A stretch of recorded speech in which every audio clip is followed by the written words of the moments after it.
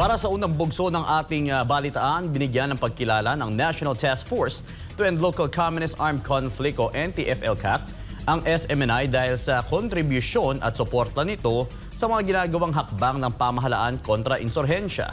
Ngunit para sa veteranong abogado na si Attorney Salvador Panelo, kung tunay nga na kinikilala ng kasalukuyang administrasyon ang SMNI, ay dapat na ibalik na ang prangkisa nito. Narito ang balita ni Almar Forzuelo.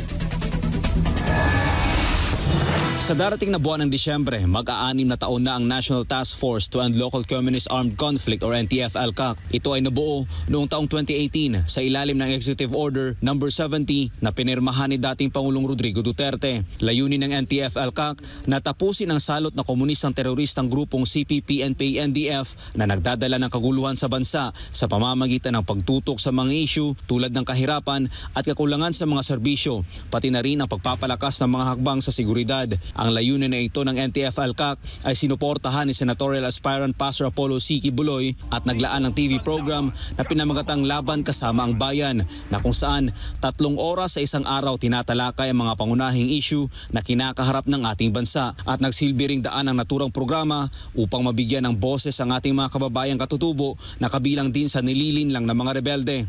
We have Sunshine Media Network International or SMNI.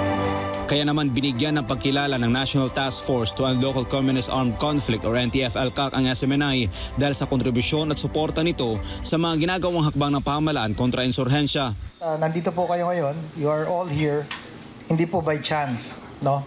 Talagang you were selected for this award.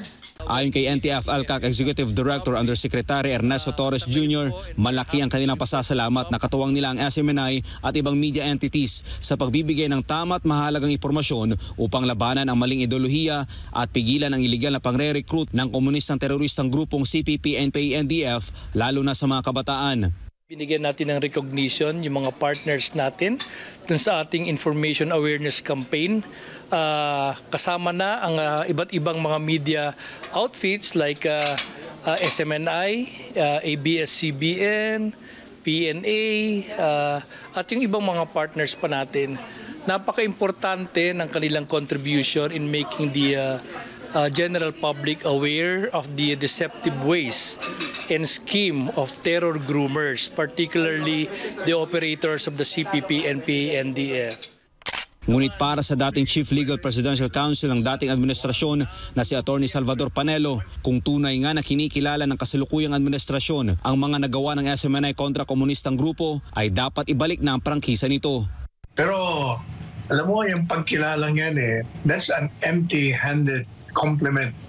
Kasi yun nga naging dahilan na pinasara nila ang SMNI.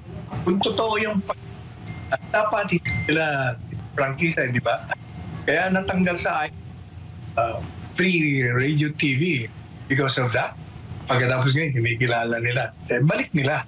Yun ang tunay na pagkilala sa ginawa ng SMNI. Kung matatandaan, pinagtulungan ng mga mambabatas ng 19th Congress ang SMNI upang agad itong maipasara matapos na tanungin ng mga angkors ng programang Laban Kasama ang Bayan kung saan napupunta ang pera ng taong bayan. Sa kabila nito, aminado naman ang batikang abogado na nakita ng buong sambayanang Pilipino kung papaano tinulungan ng SMNI ang pamahalaan sa pamamagitan ng pagbibigay ng tamang impormasyon upang matapos ang insurhensya at ang armadong pakikibaka ng mga rebelde.